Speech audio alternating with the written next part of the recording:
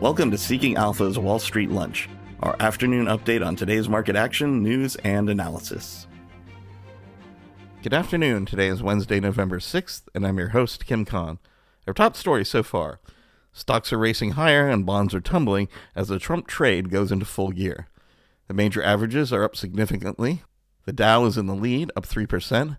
The S&P and NASDAQ are up 2% or more.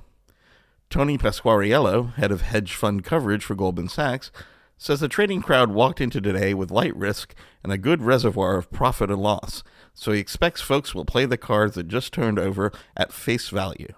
The whole world didn't just adjust their risk overnight, he added. I'd be inclined to press on the prevailing trends that follow from these results. This argues for a broad set of reflation trades that play on pro-cyclical policies and high U.S. nominal GDP growth. The dollar is up nearly 2% and is close to notching its best one-day gain since March 2020. Bitcoin is also on the march higher, topping 74,000. In the bond market, Treasury yields are up sharply as the FOMC starts its two-day rates meeting. Expectations are still a near certainty of a quarter-point rate cut on Thursday, but the odds of a similar cut in December have fallen below 70% as traders gauge the impact of imminent tariffs. Looking further out, fewer cuts are priced in for 2025, with traders now betting on a terminal rate for that year of 3.75%, just one full percentage point from current levels, and it will be reached by June next year. The benchmark 10-year yield is up 15 basis points to 4.43%. It's now up more than 70 basis points since the Fed started its easing cycle in September by cutting 50 basis points. The 2-year yield is up 9 basis points to 4.28%.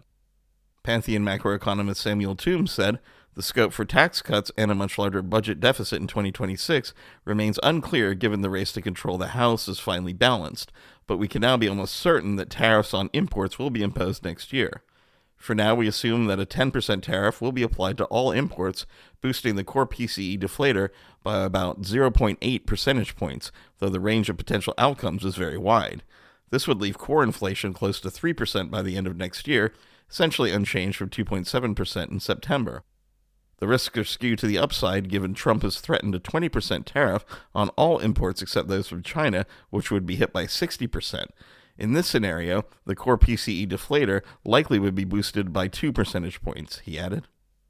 Looking at stocks seeing a direct post-election impact, Tesla is rallying sharply as Elon Musk spent election night with Trump, but overall electrical vehicle stocks are breaking lower. Chinese EV stocks led the declines in the sector, with NIO, XPeng, and Li Auto all declining. The threat of eBay rebates and tax incentives being pulled back added pressure to Rivian Automotive and Lucid Group. Wedbush analyst Dan Ives says, we expect a very robust bullish market reaction with big tech and Tesla front and center. China tariffs and a harsher stance on Beijing from Trump will need to play out over the coming year for its impact on the supply chain and chips for big tech. That said, we would expect a strong AI focus out of the gates from Trump for U.S. big tech players, Khan out of the FTC, and Musk's big bet on Trump being a home run for Tesla. Renewable stocks are taking it on the chin, with First Solar, Enphase Energy, Sunrun, and SolarEdge Technologies all seeing declines of 10% or more. And big banks like Bank of America, JP Morgan Chase, Citi, Wells Fargo, Goldman Sachs, and Morgan Stanley are all rallying. Barclays says, we think broad deregulation, including in energy and financial services, will likely be a tailwind to growth. Increased energy production could marginally offset the increase in headline inflation from tariffs and fiscal easing.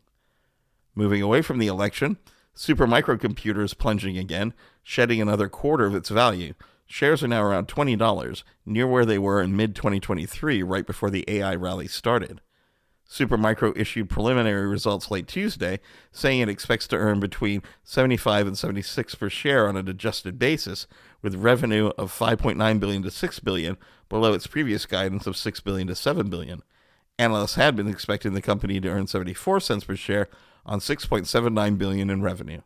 Seeking Alpha analyst Mark Gerstein said he is not comforted by the fact that the special committee found no evidence of fraud or misconduct. The purpose of an auditor is to spare investors the burden of trusting only insiders. Given the resignation of SMCI's auditors, I absolutely cannot trust the word of the internal board committee, he said. And in the Wall Street Research Corner, we get back to the election. Deutsche Bank points out that it's the first time the incumbent party has lost the White House 3 elections in a row since the 1800s. but the trend of incumbent instability is more global. Strategist Jim Reed said along with Democrats in the U.S., incumbents have also lost ground in the U.K., France, India, Japan, and South Africa as well this year. Voters in general have become much more willing to change their vote from election to election, he added. A smaller share of the electorate vote the same way all the time, meaning it's easier to see big swings from one election to the next, and there's now more swing voters up for grabs. Overall, it feels like voters have ignored the extremely generous handouts after COVID and instead focused on the costs of these in the aftermath. The top cost likely being inflation, and although it's fallen back now, voters experience this on a cumulative basis rather than a 12-month basis as economists often analyze, he said. The interesting question is whether this trend will continue. The fact that this is the first time in over 120 years that the U.S. incumbent party has lost 3 times in a row might hint at a more structural problem where politicians are unable to deliver against expectations in a world of lower growth and fairly regular shocks. That's all for today's Wall Street Lunch. Look for links for stories in the show notes section. Don't forget, these episodes will be up with transcriptions at seekingalpha.com/WSB. And make sure you're getting the most out of your portfolio with quant, news, and analysis by heading to seekingalpha.com/subscriptions.